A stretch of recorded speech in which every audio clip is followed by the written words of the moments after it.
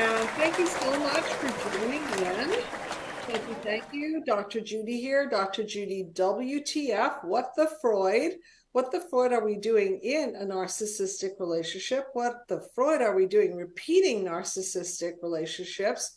And tonight's topic is understanding narcissistic behavior and protecting yourself from emotional abuse. And I know that we've got a lot of people in the waiting room, and this is a call-in show, everyone, so I hope to hear from you. And that number is 323-524-2599. And as most of you know, I love talking to my audience. I much prefer conversation to questions in the chat room. So please feel comfortable to call in and get on the proverbial couch here, and let's analyze and mind map and understand what is narcissistic behavior and why does this happen and how do we understand more about it. So just from the point of view of the mind map, because as some of you know, mind map everything. The mind map is a pathway to healing, and it is a system that I devised to track childhood wounds, how they embed, how they encode, how they break us down into chaos defenses, and eventually break us down emotionally, financially, spiritually, and every which way, and how to get out of the mess. So what can we know about the cause of narcissistic behavior? So I'm going to kind of lean into two sides of the spectrum. One is when we have been narcissistically injured through neglect, usually emotional neglect, when we have been brought up by caregivers that lack empathy and, as I like to put it, are missing the empathy chip, then we don't have somebody, and a big somebody, which is mother, father, primary caregiver, to connect with. And if we don't have that primary connection, then we don't sometimes develop empathy ourselves, or we become tremendous people pleasers trying to do anything and everything to gain their favor and their attention. And so when we get narcissistically injured this way, we can see that it's the result of our parents having been narcissistically wounded themselves, and they didn't heal from it. The other side of the spectrum is when people are spoiled and smothered. And believe it or not, spoiling and smothering is a big injury, childhood injury. I'm going to go over them all, but just please note for the purpose of this discussion, when we are spoiled, when we're smothered, when we don't have to earn our way, when we're given everything, when we are golden childed. I just think I made up a term here, but when we end up being a golden child because our parents feel that we deserve the crown because we serve them the best, which is usually how it goes, then we get spoiled.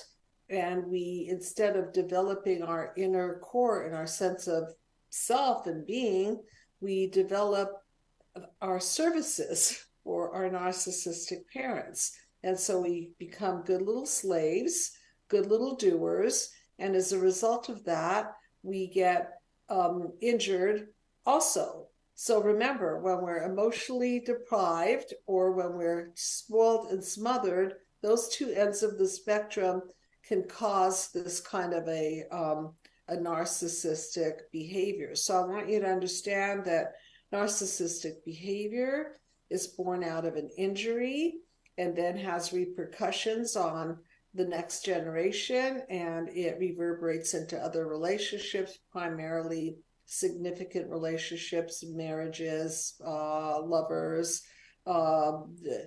projected into the family, onto the children, projected into the workspace, played out with coworkers and bosses playing them out on their coworkers as well. So it becomes a big, ugly, chaotic mess. So how do we protect ourselves from all of this? Well, if you've been narcissistically injured, if your parents lacked empathy, if you were a golden child and you were praised and smothered and rewarded for being the good little boy or girl because you pleased mommy and daddy, well, you can know that these wounds need to be attended to.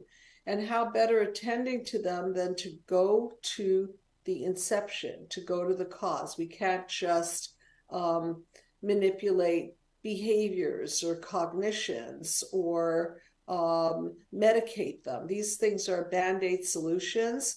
And in order to get to freeing yourself from the baggage of the past, you really need to get down to the causal level. And for those of you who have not yet downloaded a copy of my book, Be the Cause: Healing Human Disconnect, please do that. It's free. You can request it, download it, start reading it, start connecting the dots back to your own childhood. And if you want a hard copy, you can always order it off of Amazon.com. Furthermore, if you really don't want to be in therapy and don't want to spend gobs of money on individual therapy, I have now put together a healing plan called Healing from Narcissistic Abuse. It's a video, and if you could put the picture of that up there, I would really appreciate it. It's called Healing from Narcissistic Abuse. No, not that one, but the other one. There's another cover in there somewhere with green and me standing in a red jacket. Hopefully you'll pull it up. And if you don't, it's on my website, psychologicalhealingcenter.com. And I even put the entire introduction up there so that you can listen to it and see if you can relate to it, and you can purchase it off of my website. So rather than do therapy with me or one of my staff members, I've already conducted the whole therapy online in this video, and you can go through all the panels and really get down to the abuses and neglects that created. There we go. Thank you very much.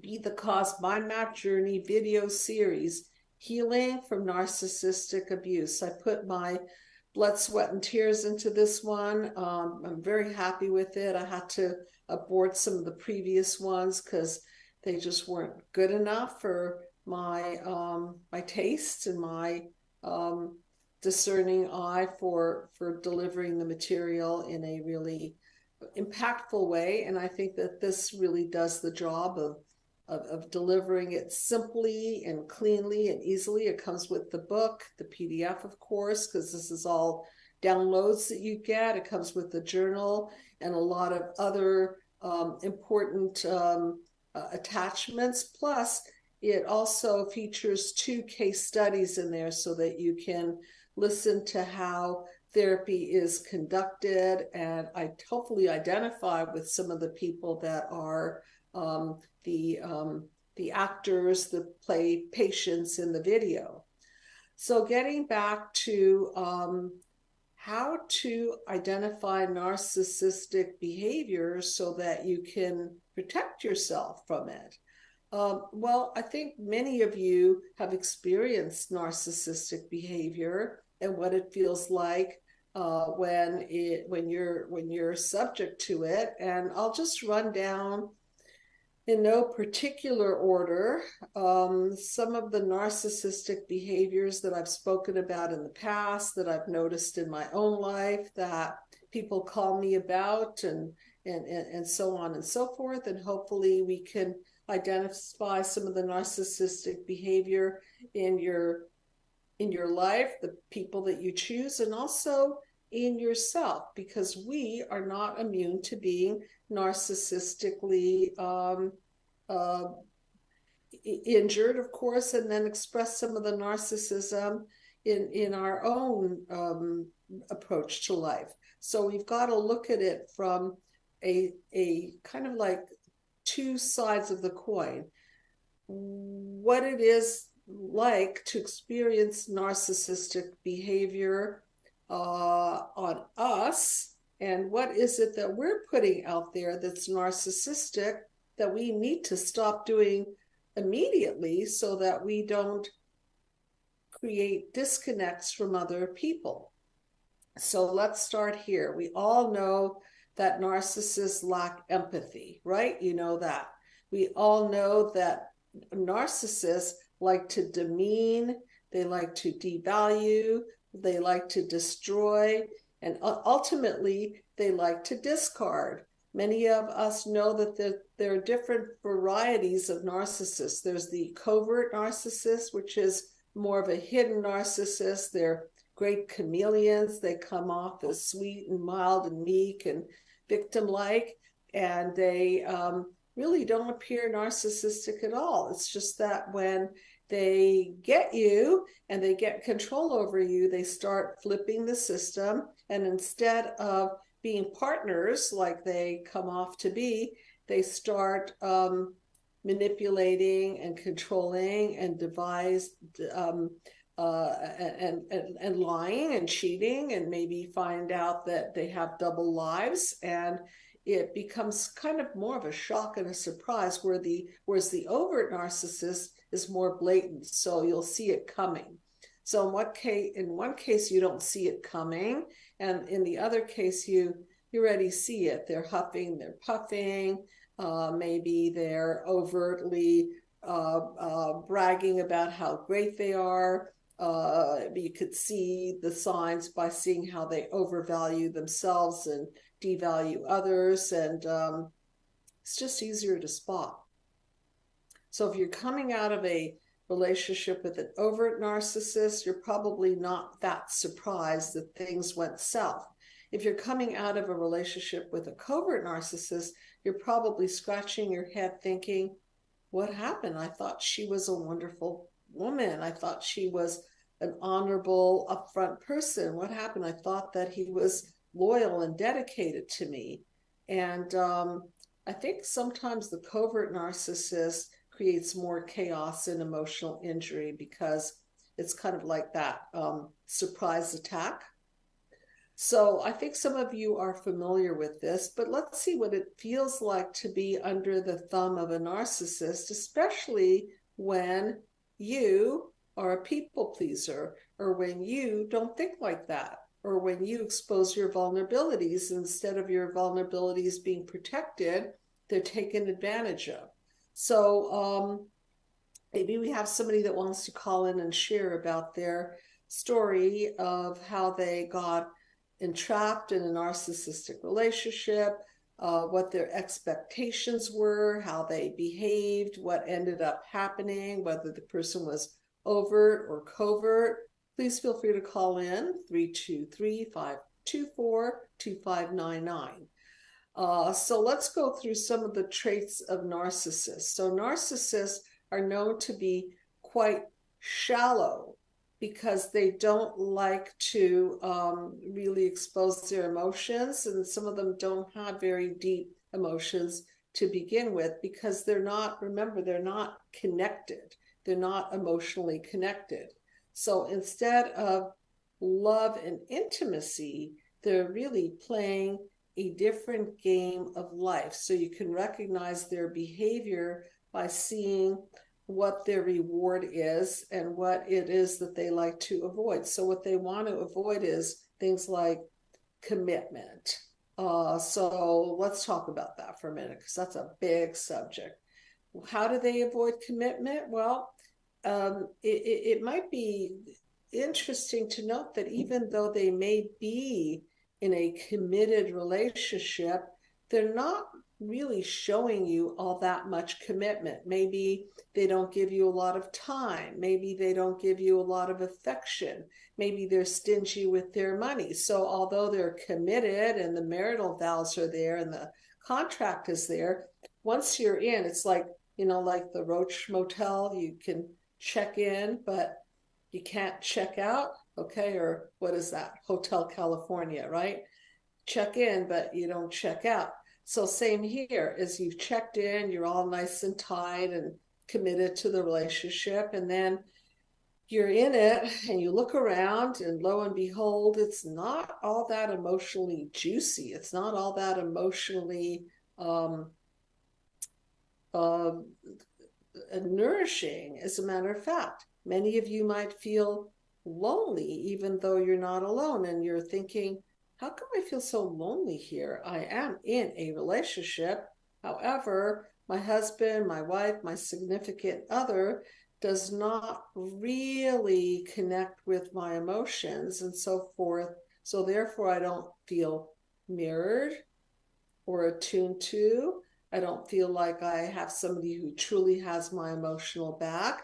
I cannot freely speak about my vulnerabilities and needs because, let's face it, the narcissist did not have a good model for being nurtured and mirrored and all the things that Dr. John Bowlby, father of attachment theory, talks about that helps form a human psyche that's healthy. So if you have somebody that didn't get those narcissistic supplies or emotional nutrients, as I like to refer to them, then what do you expect? They're not really going to show up with much supply at all. So you're in this relationship, you're feeling lonely. Maybe they stop having sex with you. Maybe they minimize your needs. Maybe it's Valentine's Day, because I know Valentine's Day is coming up, and they say things like, no, I don't believe in these commercial holidays. And, why do you expect flowers from me? Or why do you expect me to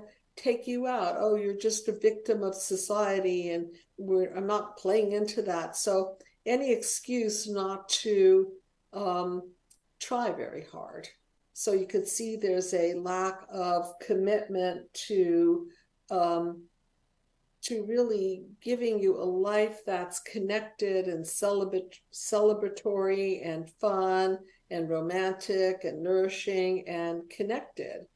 Or birthday. Let's say your birthday's coming up. What can you glean from their behavior? Well, one of the things that they might do is minimize your birthday. So they might take a gift that's not really worth anything or is not even related to you. I have a memory of a gift that I received. It's kind of pathetically sad and funny. It was from a narcissist in my life who took an old I wanted a sewing machine back in the day. I never did get into sewing, but I did want one. And he found one in my parents' garage and wrapped it up in newspaper and gave me an old sewing machine from my parents' garage for a birthday present. So there is a live example of how narcissists think. Well, she wants a sewing machine. I'm not going to spend money on the sewing machine. As a matter of fact, I saw an old sewing machine in her parents' garage. I'll just take that out and not even wrap it in nice paper, but newspaper. Well, I didn't take it very well. And it was so confusing because when you're with somebody that thinks that way and behaves that way and you don't, it creates this, what the Freud is going on? It almost starts a process of you're questioning your own mind. Am I being too harsh on this person?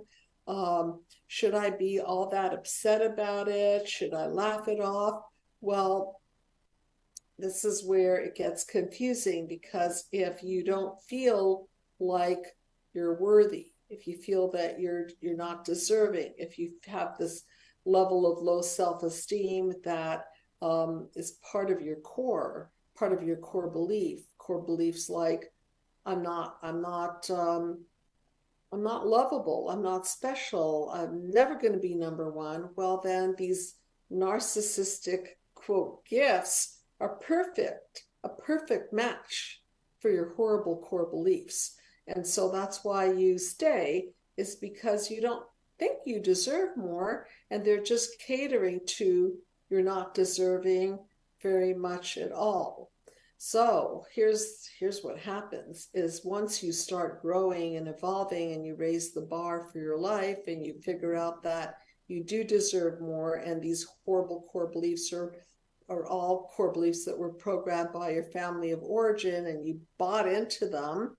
You bought into the lie, as I like to say, and we, through our work together or through the video or whatever way you're working your mind map process, dismantle them. Guess what happens? Well, the behaviors that were kind of acceptable, maybe barely acceptable, but somewhat acceptable because sometimes they're better than nothing and being alone, become disgusting, obnoxious, really pathetic. And they're seen for the behaviors that they are. So part of the mind map process is to expose the lies and expose the low bar life that you were raised with and signed up for. And so once you start growing, then the acceptable, the old acceptable becomes unacceptable. So I'd like to hear from you. I want to hear about your stories about how you got entrapped in a narcissistic relationship, what you noticed right off the bat. Maybe there were red flags all along, but you figured, well, I don't deserve more anyway, so I might as well be quiet and accept it. Or maybe this was the norm. And let's see, there's a question: how to forgive yourself after having what? It's how to forgive yourself after being or after having been in a marriage with one of these characters. That's a great question. And my answer to that is you've got to give yourself a pass card and understand that you are not the cause of part one of your life. And that's what I keep saying in my book. You are not the cause. You did not create the system gone wrong. And then you perpetuated the system gone wrong. So you have to forgive yourself for not knowing. You see, if you knew better and then you got into it, it's harder to grapple with that. But if you don't know what you don't know, so I was just talking about this with a patient of mine. You know what you know what you don't know. Like, I know that I know English. I know that I don't know Japanese, but I don't know what I don't know. And that would be the unconscious. And one of the things that Carl Jung talked about, and Freud as well, is that when we're in an unconscious place, an unaware place, then we don't have power there because it's our blind spot. And the more we become conscious of the unconscious, the more we can be causal, the more power and control we have over our psyche, and the less people can pull the wool over our eyes. So for those of you who are exiting a narcissistic relationship and you have now understood more about narcissism and have grown out of the system gone wrong and are now no longer accepting that kind of behavior, good for you. And good for you. And as a really an acknowledgement to yourself, forgive yourself for not knowing what you didn't know and now knowing what you do know and acting on what you do know, because you can't act on what you don't know. All you can do is be in this double dungeon of darkness, as I call it, and feel trapped in the situation and feel like you're under the thumb of somebody, and all you're doing is repeating the past of your family of origin, where maybe you were the scapegoat or maybe you were the golden child, but at a price tag. Okay, so please know that you are in an unconscious state. And as you grew and became aware and psychoeducated, the tolerable then is now the intolerable, as it should be. So I hope that answers the question. And would love to hear from a caller. So please call in so that we can discuss this and we can really become proactive in protecting ourselves from narcissists. Okay, so I think there's another question here. What self-care practice do you recommend? Is that the question? So, what self care practices do you recommend to help manage the anxiety or depression that might come from dealing with a narcissistic individual? Okay, so first of all, when you get healthier, you shouldn't be dealing with narcissistic Right. individuals. I know that's ideal. I still deal with narcissistic individuals. You want to minimize your contact with them, if you have to deal with them. One of the self-care ways is to use something like a low contact, which they call gray rock, or no contact in some cases, so that you don't have to expose your mind, body, soul to them. You don't have to engage with them. And if you do have to, if they're your boss or they're a parent and you're not feeling like you want to cut them off, maybe you don't want to cut them off. I recommend that you don't go too deep with them. So you stay parked in pH neutral, is what I call it. So let's say they're trying to drag you into some sort of an emotional, engaging conversation. You veer away from it and you talk about the weather. You talk about the movie that you saw the other week. You talk about the delicious soup that you're eating together. You don't give a narcissist an ounce of your mind, body, soul, because they're not playing the same game of life that you are. They're not there to interconnect. They're not there to share. They're not there to be happy for you and elevate the relationship. They're there to demean, to value, and destroy, and sometimes discard you. So please understand that they're playing a different game of life. So you may be interested in connecting, you may be interested in a growth partner. Well, they're not thinking that. They're thinking, what can I get out of this person?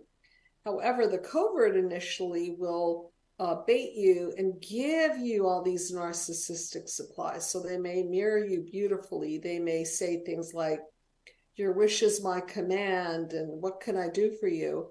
But later, once they detect that you're in a relationship, they'll start getting further. They kind of rope you in, and then they start minimizing their contribution to the relationship.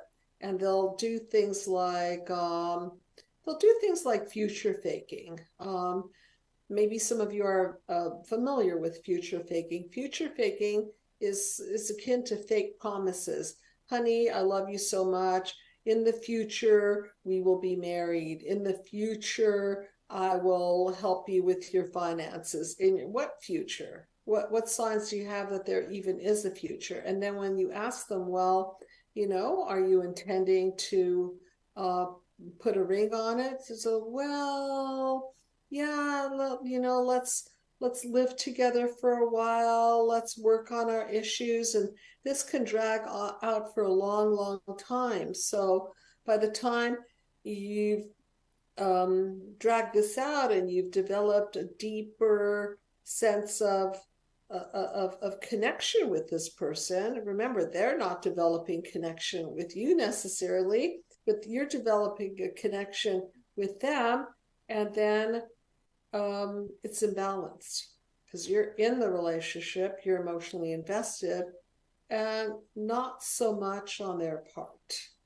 So guess who has the power and control? See, the one that has the power and control is the one that's not invested, because they can easily walk away.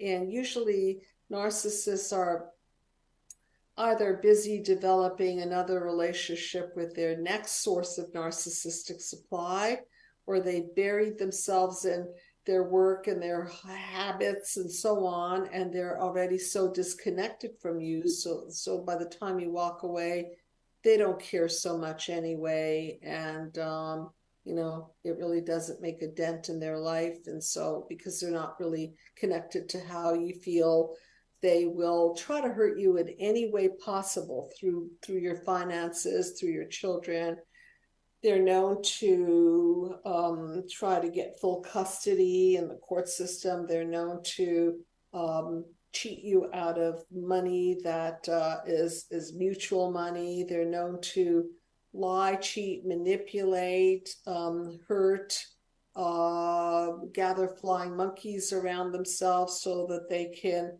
get their team together against you. They're known to blackmail. They're known to anything that feels like control, power, and manipulation, because they don't feel for you, especially if they've already decided that they've had enough, or if you've decided that you've had enough of them. Ooh, watch out. So I think I've had shows on how to divorce a narcissist or break up with a narcissist. You've got to be careful. You've got to be strategic. So their strategy is to take. And at that point, you've got to protect. So how do you protect yourself around these people is, number one, if you've got an exit stage left from one of these relationships, please watch your finances. Make sure that you you protect your assets. Make sure that you have legal representation. Make sure that you keep a paper trail. Make sure that you don't show your vulnerability. Yeah, there's a lot to do because they're already thinking two steps before you in terms of how am I gonna get what I can out of this person. And so your thinking has to be the opposite of what you like to do, maybe please them or appease them or give them more so they're not angry at you, or try to beg your way back into the relationship, or one of the common things that people do also is they tend, if you're a people pleaser and you're lacking this basic sense of self and self-esteem, it's possible that you may over idealize your narcissist and devalue yourself. So the more you over idealize them and the more you devalue that yourself, the more you feel that they are entitled to whatever they feel that they're entitled to. And this is giving them, of course, more power and control. And you see it as they're entitled because you feel so not entitled. So that's something to watch out for. Any other questions or comments in the chat room? Actually, we have two, but I'll start with this one. I thought this was a great one. Okay. For people that have been in a narcissistic relationship and they want to get back in relationship again, how do I if I can say it, differentiate, there we go, between normal relationship challenges and abusive narcissistic challenges when I go into a new relationship? So, because you're going to be gun shy, I'm sure. Of course you're going to be gun shy, and your trust is going to be in the toilet bowl at this point.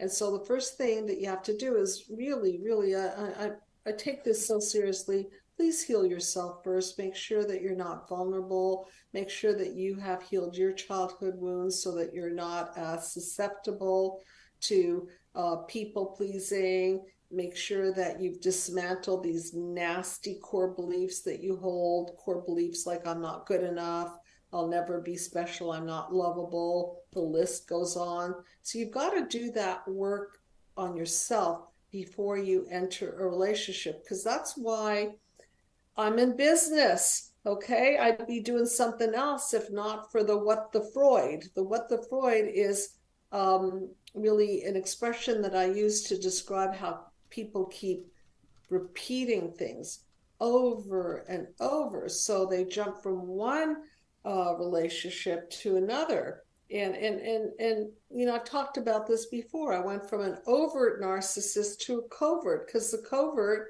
I'd never seen a covert narcissist.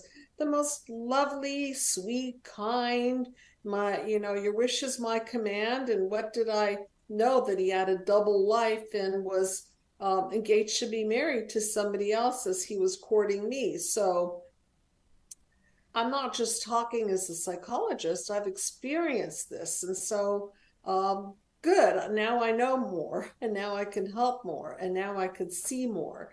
And so it's really, really important to do the work so that you're not vulnerable and you understand the difference between overt and covert narcissists. And a very important thing is stop giving so much, stop bending over backward, because what they want to do is get you more and more and more invested in them. And if somebody is not in a, I call it a synergistic relationship, and let me pull out my panel number 7 to explain it. So this is what a healthy relationship looks like.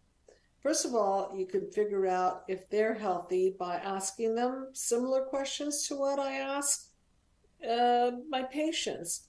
What was your family of origin like? Did you ever go through therapy? Were you abused or neglected? Were your parents narcissistic? So if they didn't work through it, you know, I tread very gently. Second thing is, if you see in panel number 7, there is synergy there. So it's a 1 plus 1, you put it together, and there's that light in the center. And that light in the center is the we. So narcissists don't have an interest in we. They have an interest in you to get more for themselves, but they don't have an interest in building this third entity called a we. So one of the ways that you'll know that you're in the wrong relationship is that there is no we. You'll find that the relationship is lopsided. You're doing more, you're feeling more, you're putting more into it. They're not paying their way financially. They're not emotionally generous. They're not even all that kind to other people around them, like waiters, or the way they treat a stranger, or sometimes the way they treat animals. So I would look at the big picture, and instead of jumping into something and getting all sexually bonded to the person and romantically bonded, slow down. Let them earn their way into your life. You don't have to give them the key to your heart until everything is in order for you, where you feel safe, you feel comfortable.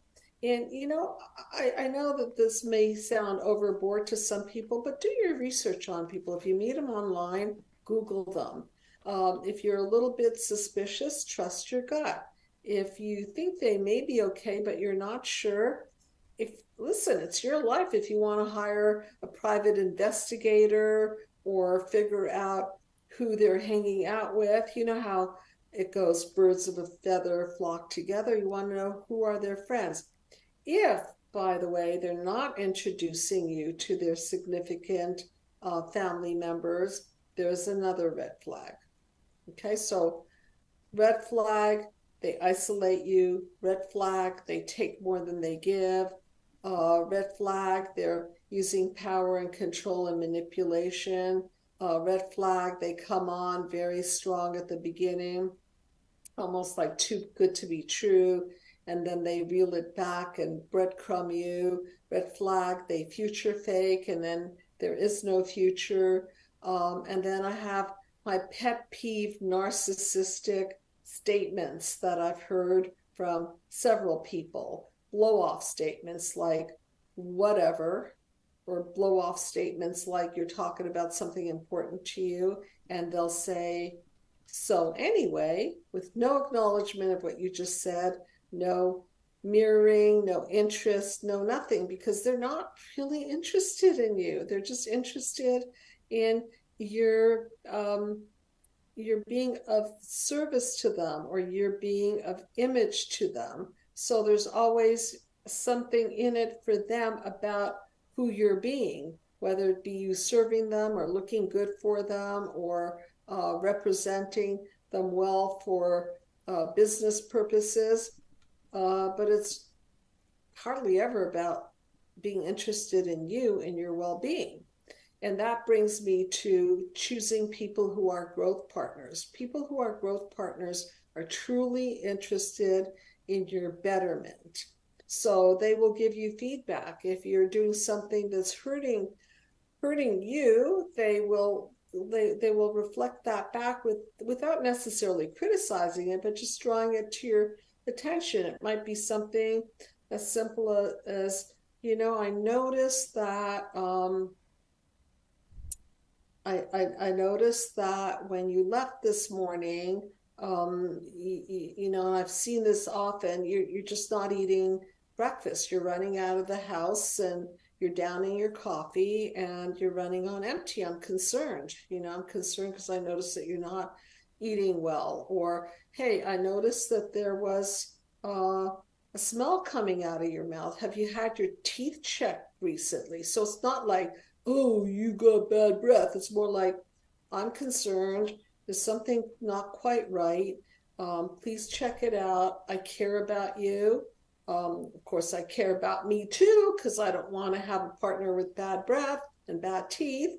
One of my pet peeves, by the way, in case you haven't noticed. But you do want to definitely let them know that you are there to catch something that would be important for them to know so that they can attend to it. So these are things that people do in a healthy relationship. And of course, keeping your word, that's a biggie. If they promise to show up and they don't, please note that. If they promise to fulfill on a bunch of tasks that they said that they would contribute to and they don't, please note that, right? Relationships are supposed to enhance each other, not supposed to burden the other partner.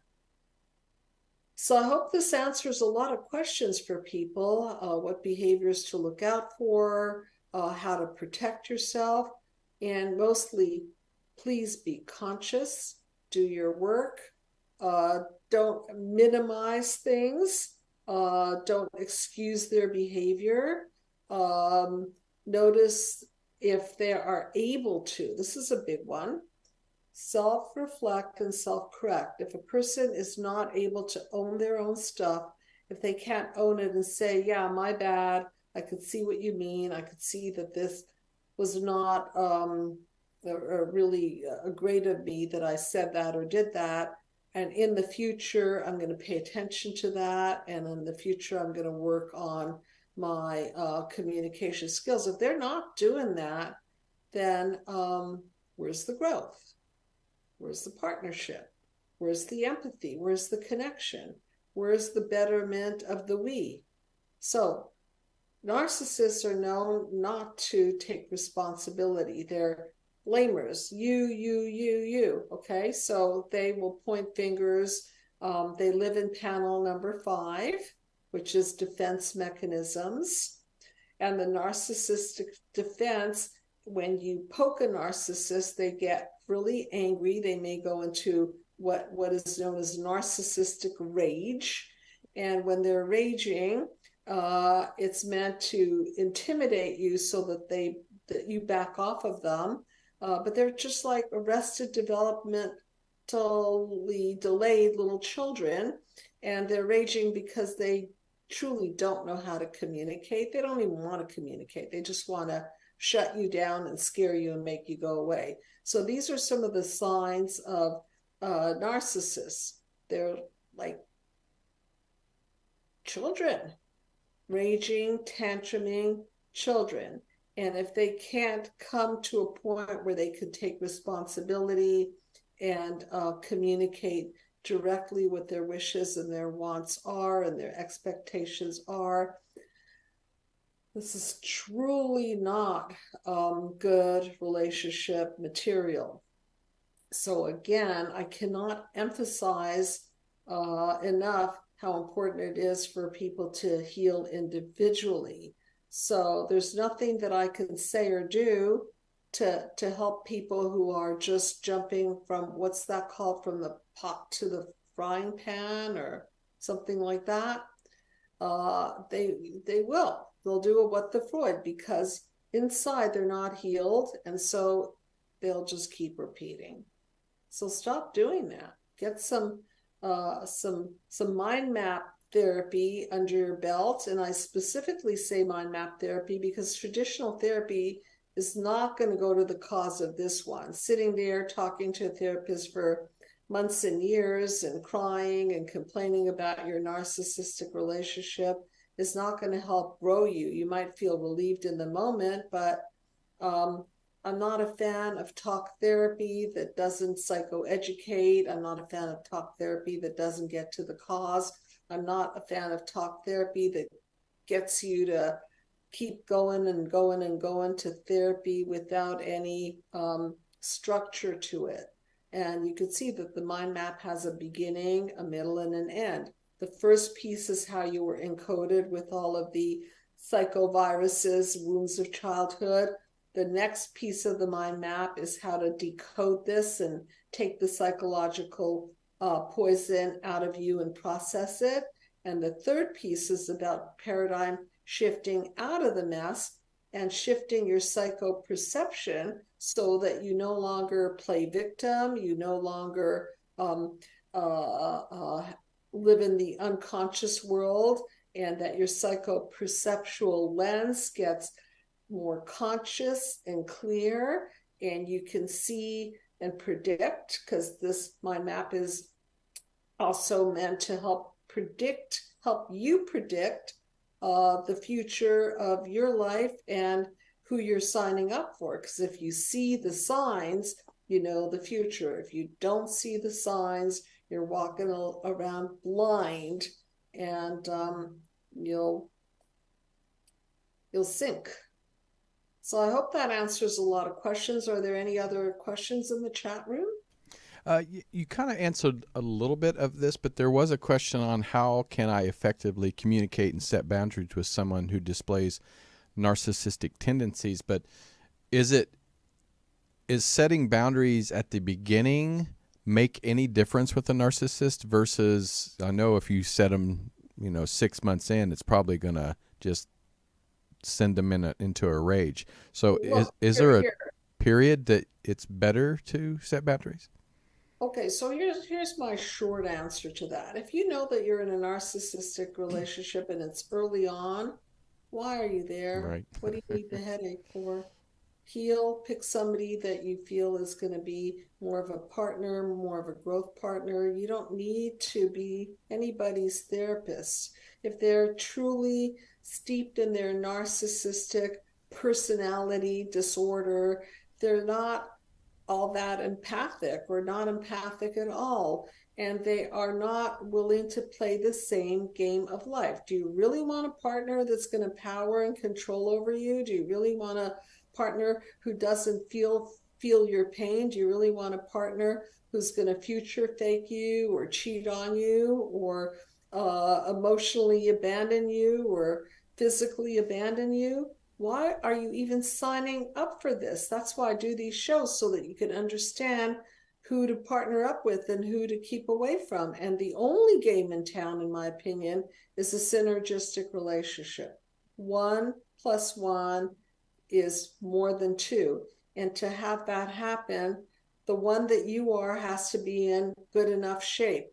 The one that you're partnering up with has also to be in good enough shape and have done the work. And then the we that you form is going to be a richer, more connected, more alive, more creative we that's going to generate light. And then that light you could pay forward to other people and to the next generation. And imagine if people were just more careful and conscious about who they picked into their life, then they wouldn't have to have all the chaos, defenses, and breakdowns that generate from bad picking. So pick wisely is what I have to say about that. So for those of you who want to do the work, please feel free to call me. I am available. You can ask me questions. I can recommend the best way for you to do your process. I have other people on the team that you can work with as well. And please do not think that you can just simply exit a narcissistic relationship with the same wounds that you were wounded with and then choose wisely. You'll probably end up doing a what the Freud. Okay, so do the work and then pick wisely. So thank you very much for tuning in, and be in touch. And remember my website, psychologicalhealingcenter.com. You can listen to the Healing from Narcissistic Abuse video right on the site. I put the introduction up there so that you can get a feel for the process. Thank you so much, everyone. Good night.